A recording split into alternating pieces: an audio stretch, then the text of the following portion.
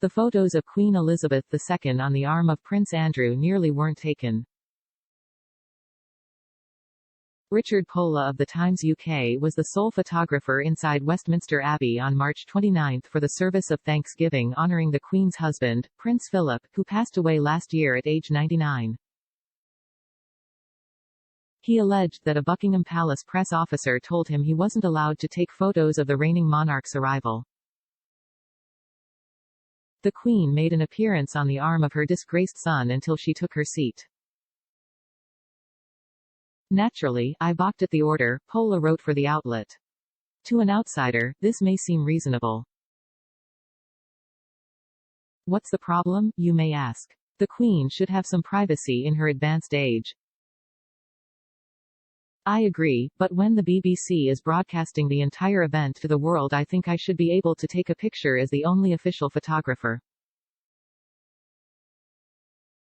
How would she arrive? There was some speculation that she might arrive using a buggy or even a wheelchair. If I had no picture of that, I would have the entire British media asking why not. The service was the 95-year-old's first public outing since she suffered several health setbacks, including testing positive for the coronavirus earlier this year. However, Pohle revealed news emerged of Andrew escorting his mother just weeks after settling a sexual assault lawsuit with his accuser Virginia Giuffre. This changed everything, Pohle wrote. I absolutely need to photograph this, I said. The arrival of the Queen was now the major news event. I could see them wavering, but they repeated that the no-picture order came from the top and that it wasn't up to them. Pohle noted that BBC was filming the event for broadcast. Therefore, he should be allowed to capture still photographs of an event that would be aired on TV. He said this prompted a press officer to make a phone call. It was then agreed that Pohle would be granted permission to shoot the arrival. However, Pohle alleged his troubles were far from over after the request was granted. Pohle claimed he was positioned across from where the royal family members were seated.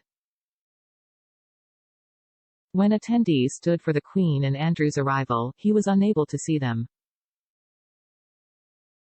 Desperation dictated I do something quickly, he recalled. As the choir started up, I jumped off my footstool and moved quickly to the aisle between the rows of seats opposite where the Queen would walk.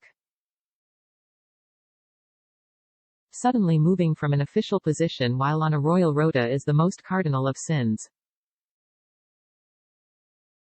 I brushed past the press officer and could feel a hand reach out to try and stop me, but I rushed past and crouched in the center of the aisle.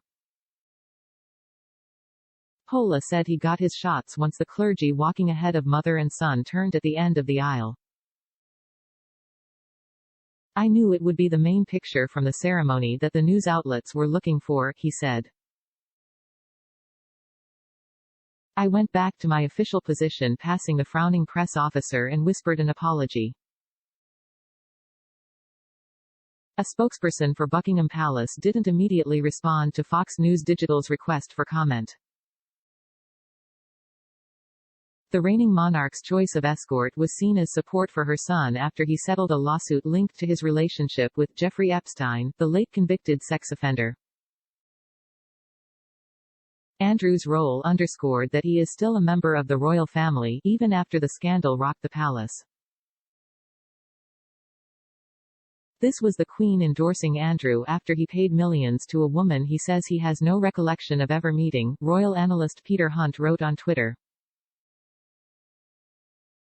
Either Prince Charles and Prince William didn't intervene, or they did and failed to stop the prince performing such a high-profile role at his father's memorial service. The 62-year-old strenuously denied Giuffre's allegations after she sued him. She accused the British royal of sexually abusing her while she traveled with Epstein in 2001 when she was 17. Giuffre, 38, reached the settlement with Andrew after the judge rejected the prince's bid to win early dismissal of the lawsuit earlier this year. In a letter to the judge from Giuffre's attorney David Boys, a statement was included that said, in part, Prince Andrew intends to make a substantial donation to Ms. Giuffre's charity in support of victims' rights. Prince Andrew has never intended to malign Ms. Giuffre's character, and he accepts that she has suffered both as an established victim of abuse and as a result of unfair public attacks. According to the statement, Andrew acknowledged that Epstein trafficked countless young girls over many years and said the prince regrets his association with Epstein and commends the bravery of Ms. Giuffre and other survivors in standing up for themselves and others. He also pledged to support victims of sex trafficking as part of demonstrating his regret. Giuffre asserted that she met Andrew while she traveled frequently with Epstein between 2000 and 2002 when her lawyers maintained she was on call for Epstein for sexual purposes and was lent out to other powerful men, including Andrew. Her lawsuit said she suffered significant emotional and psychological distress and harm. She has alleged she had sex with Andrew 3 times, in London during a 2001 trip, at Epstein's New York mansion when she was 17 and in the Virgin Islands when she was 18. Andrew repeatedly denied Giuffre's allegations and has said he can't recall ever meeting her, although a photograph of Giuffre and Andrew together in a London townhouse, his arm around her bare midriff, was included in Giuffre's lawsuit against him. Inconsistencies in her statements over the years that would have been highlighted by Andrew's attorneys at trial may have motivated her, in part, to settle, though she has explained them as innocent mistakes that occurred when recalling traumatic events years later. Andrew spent years combating concerns about his links with Epstein, the U.S. financier who took his life at age 66 in 2019 in a Manhattan federal lockup while awaiting trial on sex trafficking charges. Epstein's longtime companion Ghislaine Maxwell was convicted of related charges in December 2021.